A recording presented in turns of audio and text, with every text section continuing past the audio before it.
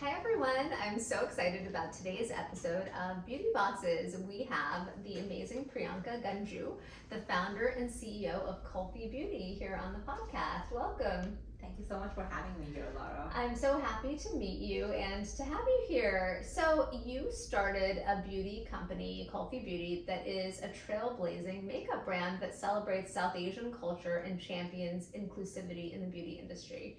And I know you have a corporate background at Ipsy and Estee Lauder. Tell us a little bit about how you decided to start this brand. I never grew up thinking I'd start a beauty brand, so it's a shocking career shift for me. But I did find myself in the corporate side of beauty at Estee Lauder and at Ipsy through like sort of my business and strategy background. But that's really where I fell in love with beauty. I didn't wear makeup growing up. I always found it intimidating. I thought it wasn't really meant for me, like girls who looked like me. I just didn't see myself in beauty campaigns or someone who would like actually look good in makeup. And when I was in these companies, in my roles, which were definitely much more business oriented, I was surrounded by people who loved beauty, and it allowed me to explore and discover makeup on my own terms as an adult. And I realized how fun it is and how expressive and joyful it can be. And that was sort of my aha moment of being like, wow, why did it take me like so long to recognize that red lipstick is red lipstick? It doesn't have to come with judgment. It doesn't have to come with all this like baggage. It can just be a way of me feeling my best on that day. And that was sort of the seed of where Kulfi was born from. And I kept waiting for a brand that I felt would resonate with me, speak to the South Asian consumer from both from a product perspective and address the concerns, but also from an emotional perspective and make me feel seen. And I didn't find that. And so, yeah, one fine day I was like, let me build it myself. And I noticed that you have really beautiful eye color on right now. You have this amazing greenish gradient kind of eyeshadow look. Is this your own brand? Of course it is. Okay, We're just talking about great. being walking billboards. Your eye lashes look amazing. Thank you. For our own brands. And yeah, this is our Zuddy Eyes eyeshadow. These are one and on eyeshadow pots. So this eye look took me like literally like less than a minute because it's a beautiful cream to powder shadow. You can use your fingers to apply all over the lid. It is a duochrome shade, so it kind of gives you that blue-green shift. Yeah, it kind of looks a little like aquamarine type of idea. So it feels like an editorial beauty look, but so approachable, so easy, and just you can incorporate color into your everyday life. And that's what really Kulfi, and why we call it Kulfi, which is a South Asian dessert. All of that ties to like just making beauty really approachable and fun and colorful. When you were in school and growing up, what did you think you were going to do professionally? I thought I was going to be a lawyer because I'm very argumentative. So even though I know it doesn't make sense, but like people around me were like, you're always arguing and going back and forth, so you should be a lawyer. But then I studied engineering in school. So okay, amazing. I'm all over the place. All right, so let's go back to the early days of Kulfi. When did you found the brand? I left my job in 2019 and I worked on it for about 2 years, and we launched in 2021. Okay, wonderful. How's it been going? It's been great. It's been great. Like the highs are high and the lows are low. But since then, we launched with our first product, which was Kajal eyeliner, which was the one product we launched with on our D2C website. And then since then, we've launched in retail. We're at Sephora now nationwide, and in Canada in over 700 stores, which is insane. And we've since then also added a lot more products to our collection. I believe we have at this point 8 different collections. So yeah, it's been amazing sort of building step by step and growing the brand. Wonderful. How did you start putting the product into the world when you were a D2C brand and kind of just trying to make a name for yourself? What were your first couple of steps? I think the first thing was I just wanted to bring this brand to life and launch it. I think a lot of people ask me like, did you put together a business plan? And I was like, no, in the beginning it was truly a passion project, which even though I have a business background and I have an MBA and everything, I think it was just something that I truly felt like deserved to be in the world.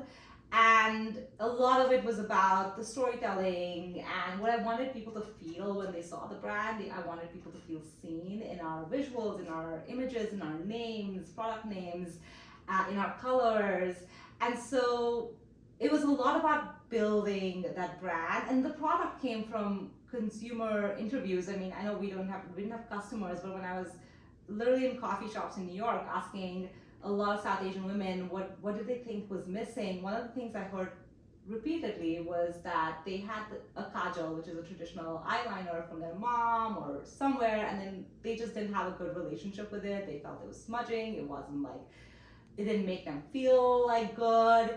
And I was like, wait, this is something that maybe we can recreate for our generation in our way. And so that's really kind of what led to that first product. And but coming to that first launch moment was truly like bringing that passion project to life. And now, of course, you still have to run it as a business because there is a business part to it.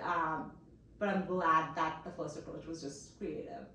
How did you scale in your early days?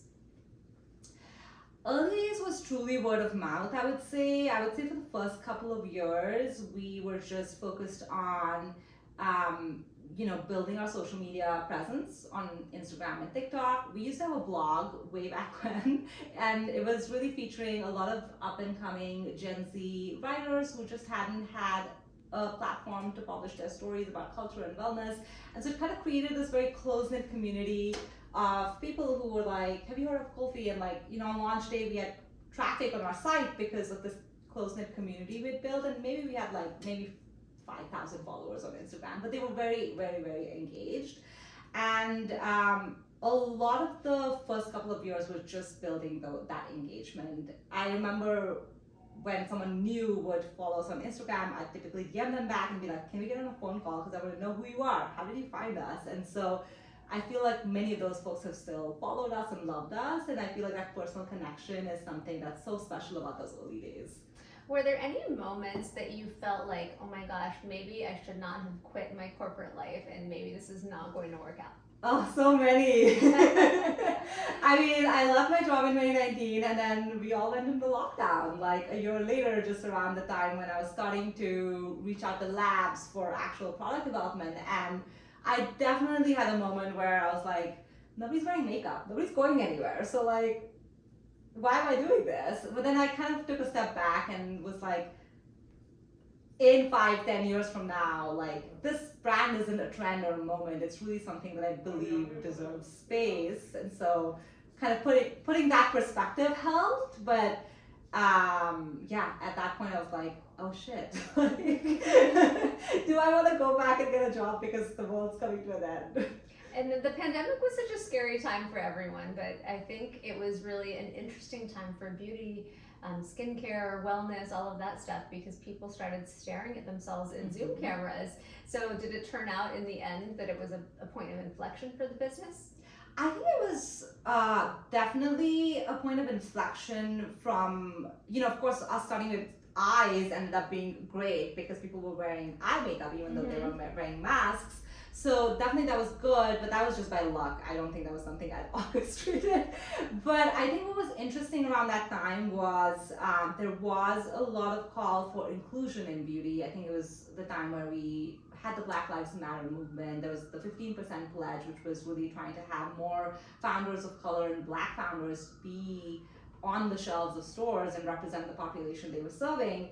And I think I'm a beneficiary of that because I feel like sometimes it's about capturing the moment and us being like loud and proud about our South Asian identity, being early in that and being in that moment where people were looking for those stories. So on launch day, we got press coverage in Vogue and Allure, and of course we had beautiful branding and product, but I think it's also being in that cultural moment of, people are looking for those stories and looking to uplift founders like me, which I'm very grateful for. How do you balance cultural authenticity with modern beauty trends? And tell me a little bit about how you're integrating South Asian heritage into your brand. I think of it a lot about what do I want to use, right? Like as I kind of am building for myself. Of course we do focus groups and we make sure we're building for the community, but there's also this check of like, does this resonate with me? We're not trying to force like cultural connection if it doesn't exist.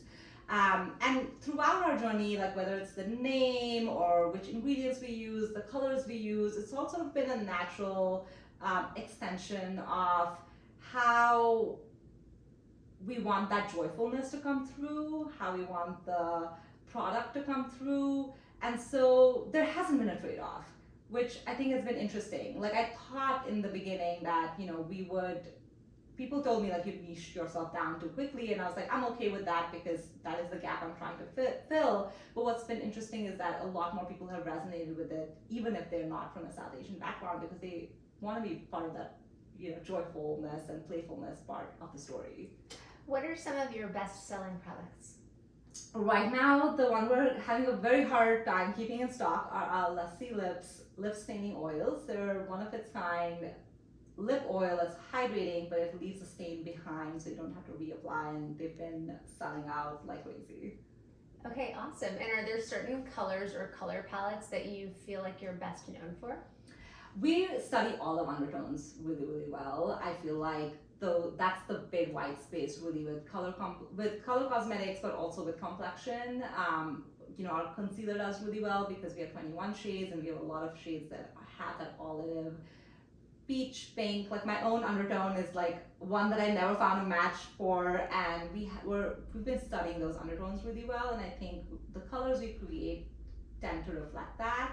An example of that is our purple blush. We launched a blush which was purple in color, but it had a warm undertone, like a pink warm undertone. And typically purple blushes have a blue undertone, but they look like bruises on a lot of Indian skin. And so it was sort of interesting to create that purple with a warm undertone and see how flattering it looked on olive undertones. So in every collection, you'll see that we're trying to like create these new color stories because we're serving that undertone really well. That's amazing, and I like the idea of being so specific. You can't be everything to everybody, but you can really be something important to a specific kind of person who resonates with you. Yeah, absolutely. I mean, I think when you have people who don't like what you're doing, you're probably doing something right. So. Yes, that is probably correct. I think you probably have that right. What advice would you give to someone who is, just starting out, or a younger person who's thinking about a career in entrepreneurship or beauty? I think you just get into it. Like you don't overthink it, because I'm an overthinker myself. But sometimes you just have to learn the hard lessons. I think about like even launching with Sephora.